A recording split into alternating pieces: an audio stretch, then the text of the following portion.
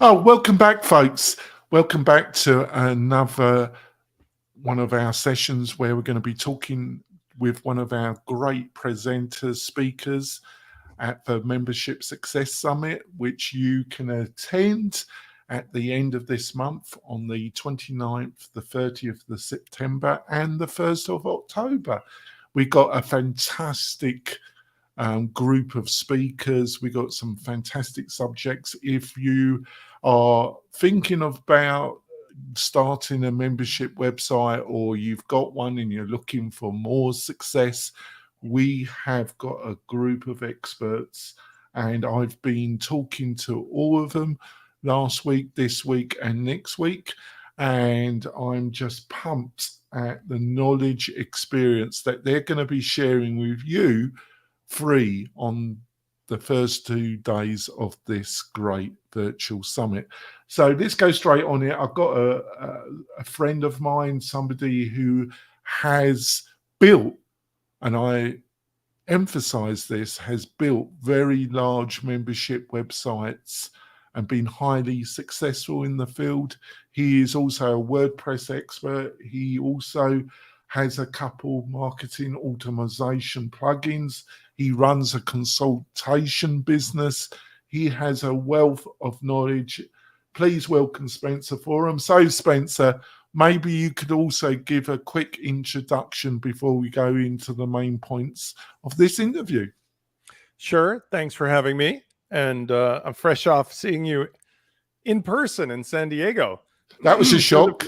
For the first time in 15 years or something since I met you. So that was a lot of fun. I'm Spencer Forman. I'm most recently well known for, as Jonathan said, I'm the author and the main promoter of a sales funnel plugin for Woocommerce called Launch Flows, which will be part of these membership discussions, I think, at least during my presentation, on how to do a really simple stack that you press a button. As part of that new kind of way of getting things done, of demonstrating WordPress and WooCommerce as a ready-to-go platform, we have Launch Kit. Launch Kit is a newsletter and a series of 4-a-month featured demonstration sites that show a variety of the modern plugins you would want to use in actual ready-to-use format. And then I'm also well known on the consulting side of things for WP-Launchify.com, which is where I help people on a personal basis. I'm very happy to say that over the last 40-something years as an entrepreneur, I'm 55 now, I still work with people on a one-to-one basis. So you can start with a free call, and I can help you understand where you're at. But oftentimes people prefer to have my help or my team's help to actually get things done instead of doing it on a DIY basis. So that, in combination with working with a lot of the other authors, makes it possible for me to really give some good advice. And I think that's what's going to happen at the summit, at my presentation. Practical, actionable, politically correct insofar as getting the modern answer versus the answer from 2 or 3 or 4 years ago that may have been right then, but isn't necessarily right today, because WordPress is so dynamic and changing. I just want to put this to you, because I don't, obviously you have a wealth of knowledge. You really do have. You've done the walk, basically. So in your past, you've also run a couple really major online communities, and also you've run 1 or 2 very large membership websites where you've made an excellent living, but also you've given a lot of help to people. Before we go into a more focused section of this interview about some of the things you're going to be covering, reflecting back, if you could go back when you were starting your membership and community websites, what would be a couple of things that you wish you could advise yourself that would have made it simpler, Spencer? I have a couple good points for that. First of all, my origin story is on the social networking side of membership sites. So I started out in an outside platform before WordPress really even had its existence. And this was before Facebook, in fact, as well. It was in the sort of freemium days, the heady days of the early internet. And one of the things that I think people are now doing, because there's tools like BuddyBoss and so forth, is revisiting what a social network means in the context of a membership site. So the number one thing that I learned is there's a difference between a top-down prescriptive membership community versus a sideways member-to-member community. And you can have both, by the way. But here's the takeaway. Think of it like school kids versus a classroom. The kids on the bus in between the seats are throwing things at each other and wrestling and getting into all kinds of shenanigans because they were provided with that opportunity. The bus driver's focusing on driving the bus and the kids are getting away with, craziness. Versus in a classroom, hopefully in most schools, the teacher has a very set amount of things that he or she are teaching to the class who is listening to them. So in the early days, before these things were known, a lot of people, including ourselves, would build social networks where you gave the community a lot of personal power and leeway. And what happens is that magnifies individuals' personalities. And we all know how that works out because we have Twitter and Facebook and yada, yada, yada today.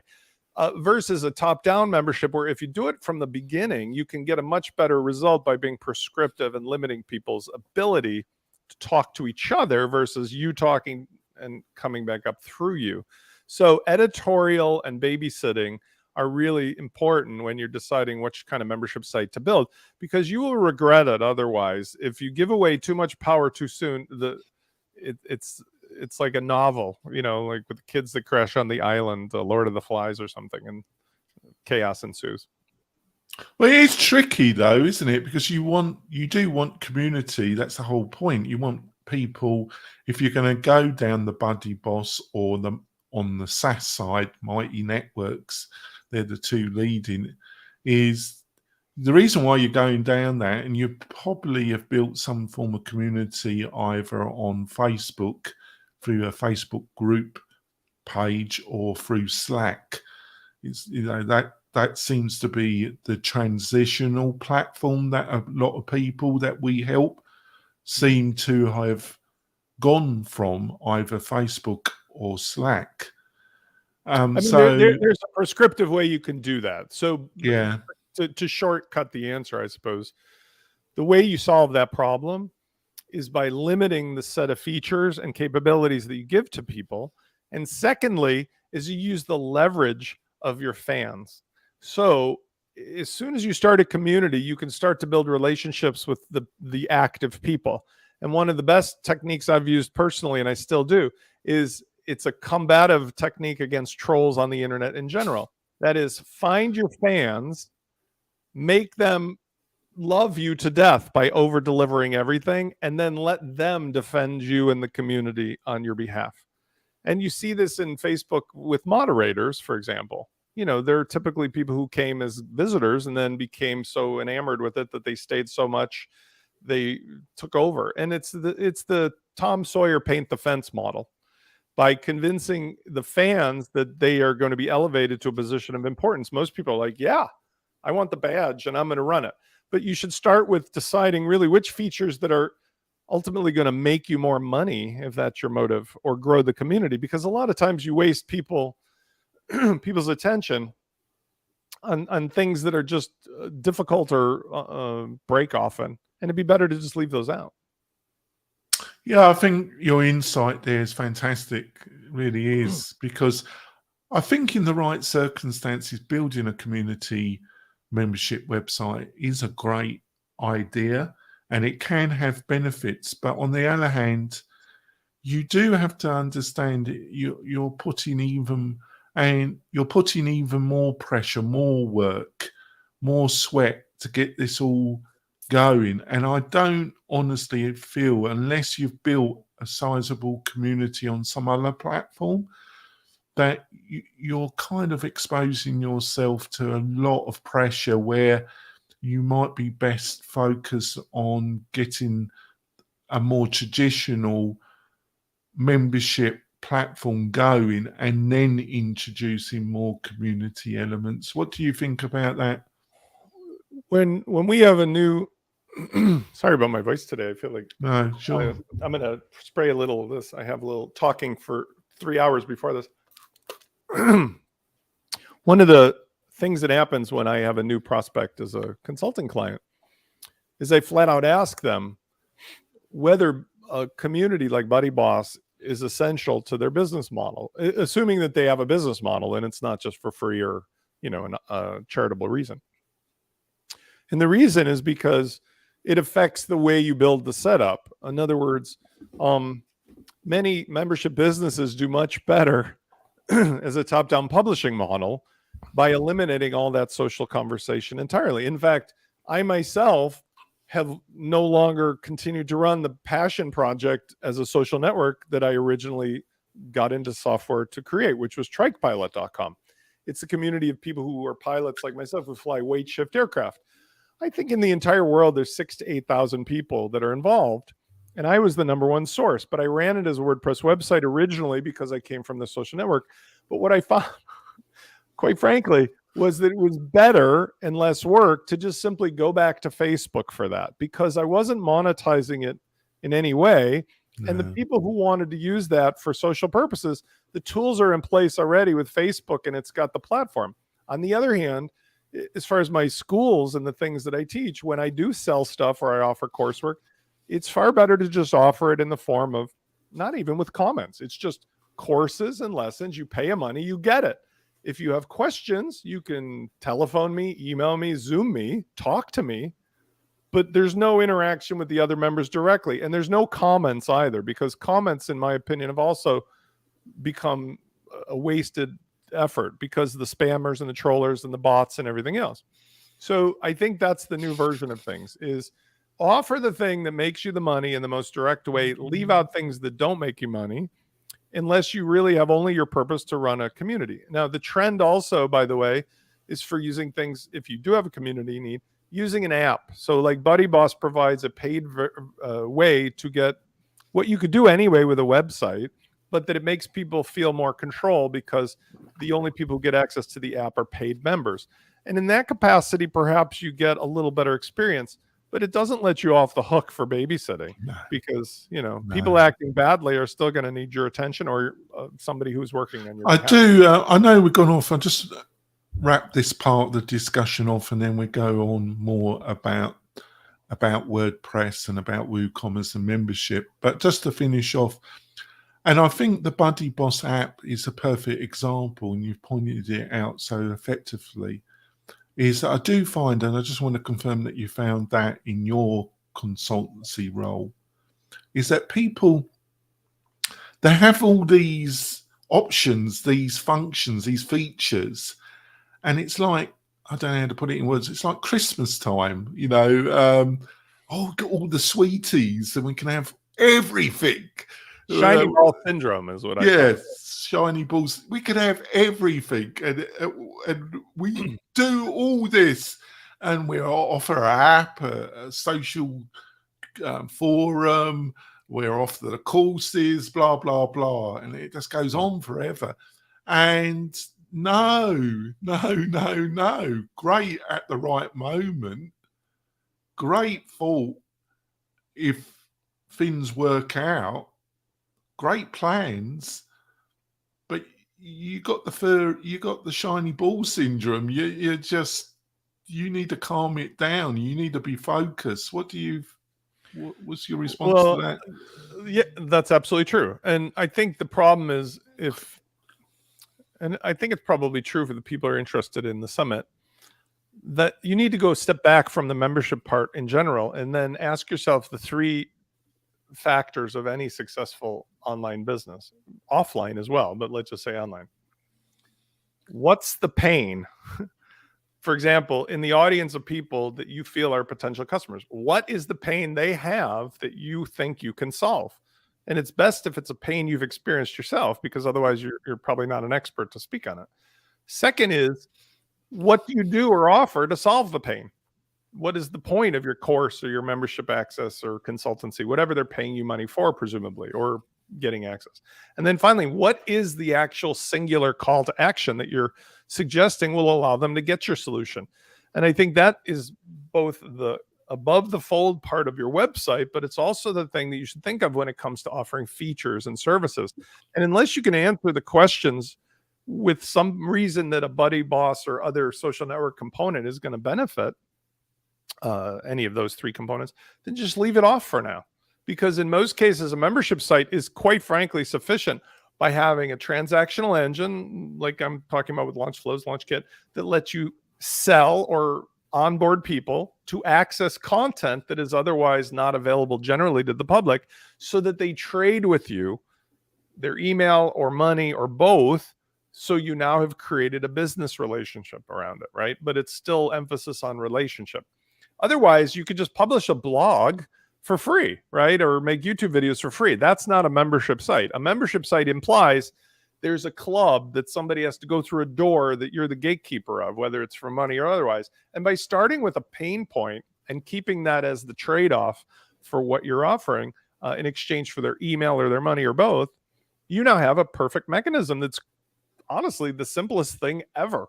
I mean, when I was a kid, I do the automotive detailing and airplane detailing at the local airport. And my membership club was just, you paid me every month and I showed up at your place and cleaned your car or whatever. That's just the same thing as you're doing online. So don't overcomplicate things. That's great advice. Now, I think when it comes to the WordPress membership space, I think the landscape has dramatically changed over the past couple of years for the better. Sure. In some ways. One way it hasn't. I want to go quickly the two things which I think are dramatically improved, and the one thing that I think has appeared that isn't so beneficial, and get your response. I think the two things that have improved enormously over the past couple of years is marketing automation ability of WordPress, which a couple of years it didn't have. And that's through products like Fluent CRM and WP Fusion, which you consult a lot with. And Jack is a great developer and he has a great plugin. But the solutions in the WordPress ecosystem have improved enormously when it comes to marketing automation. The second thing that's improved enormously is the ability through WooCommerce, through a plugin like Launch Flows, and there are some other solutions, but Launch Flows is a powerful solution and a flexible one. Your ability to customize the shopping, buying, membership buying experience through something like Launch Flows has improved enormously. So you have improved the ability of WooCommerce to be utilized as an engine. But the only detrimental element is that people just got an enormous selection of different options in the WordPress ecosystem. They're in the sweet shop, literally, and they just got sweets everywhere. They got choices left, right, and center. So it causes confusion and paralysis. So Right. There was three things I was pointing out there. Would you agree of the two great improvements, and the third point, which is the slightly detrimental point? Yeah, I mean, we've discussed this over and over. So the basic premise is that the origin story of WordPress is that it was an open source platform where anybody can make solutions. And when that started out, it was a small enough community of people that, and we didn't really take it too seriously as a business solution, that like a flea market, people would just set up their tables on a Sunday and randomly share stuff, and people would wander around and it was fine. But as everyone knows, a modern SaaS company that sells a solution like a Wix, a Weebly, a Squarespace, Shopify, ClickFunnels, they need to provide a coherent onboarding to a platform that has features that are not bumping into each other, not legacy, not incomprehensible to an ordinary person. So the current scenario, bringing all these things together, is that WordPress has all of the right components. And by understanding the user's journey through your website that has e-commerce and marketing automation and subscriptions and all the rest of it, you can provide them the kind of powerful and personalized thing that they crave without having to become a subscriber and locked into a platform. But in doing that, by tracking what they click and buy and see and do and consume and limiting their access using marketing automation and sales funnels and WooCommerce, you need to avoid shiny ball syndrome, and you need to avoid the Frankenstein monsters that get built because of our flea market scenario. So on a personal level, especially after San Diego, this is really the year. I've met with most of the remaining legacy authors, the single authors like Jack and so forth. And I've also talked to, as a client or otherwise, all of the bigger companies. And we recognize that WordPress.org is overdue to be restructured, where we present it to the public as a coherent platform. And I don't mean to stick my thumb in anyone's eyes, let alone Matt Mullenweg, but .org and .com are competing interests.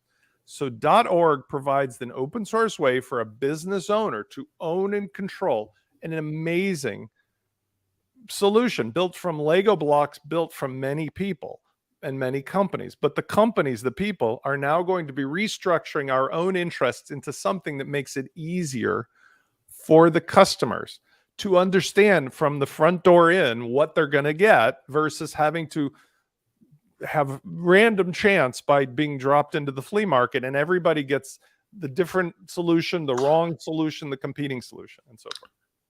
Yeah, I totally understand, and I think it would be beneficial. But hopefully you don't mind this conversation going the direction it's going, because you're a very experienced individual. You have many years experience of all this, so I didn't want to waste the opportunity of this discussion. I've come to the conclusion, I know it's impossible, I'm asking you to pull this out of the ether, but do you have any sense how many people are trying to build a membership website and they're looking at WordPress? How many of those are trying to do it themselves? Or how many of those have hired what I call either a power implementer or a website implementer, or a developer, quasi or agency? Have you on WordPress? I can only give you a percentage based upon my own channels. I have my social audiences and I have our customers and the prospects, but I can tell you as a ratio, there is a definite truth that's made itself obvious to me. That is, the days of people tinkering in WordPress just to tinker have come and gone.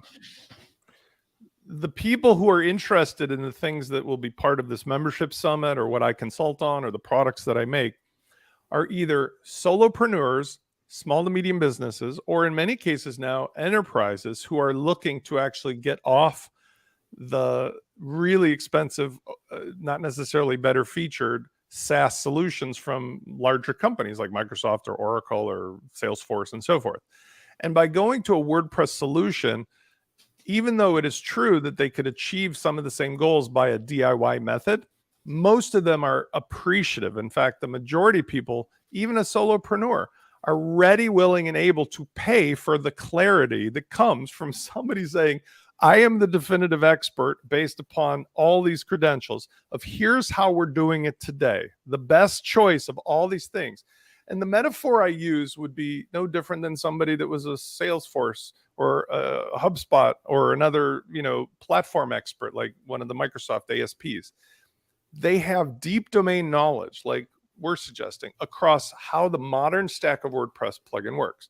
But here's the danger in WordPress at the moment. I can speak for myself and say that even a solopreneur is willing to go from a free call to paying me $300 an hour for 1 to 10 or 20 hours, because I can demonstrate ready to go what to use and what not to use. And I can also show how older legacy plugins and things conflict. The danger is that anybody can call themselves, let's say, a WordPress expert, and that doesn't mean the same thing. Maybe they're an Elementor expert or a design expert or they're a multimedia expert.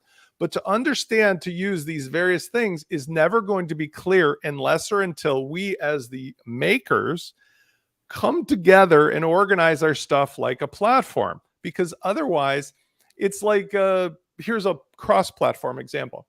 We have had many customers who've come to us that are enterprises that got suckered in to paying $500,000 for a Drupal custom coded solution in modern times. I mean, a couple of years ago, only to find out that that same thing could be done on WordPress for a few $1,000s.